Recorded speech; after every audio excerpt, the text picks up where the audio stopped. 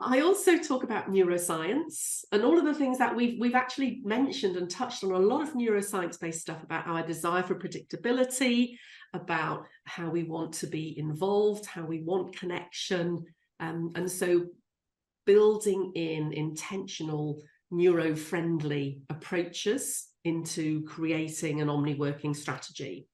And then the final one is about how you mobilize change within the organization, and that ties into social capital, which we've not talked about yet at all, but it's under that cultivate connections part of the framework. And social capital, we've all got these really high influencers and these people who are very well networked in organizations, and so they are the people to involve in your generative co-creation, because they'll help mobilize and engage and spread the work that you're wanting to do in terms of creating your omni-working strategy.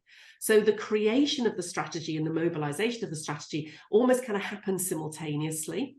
And there's some really interesting research again out, which is included in this chapter, about the power of the 3%. So you only need to engage 3% of your workforce, providing they're the right 3%, the influencers in your social capital networks.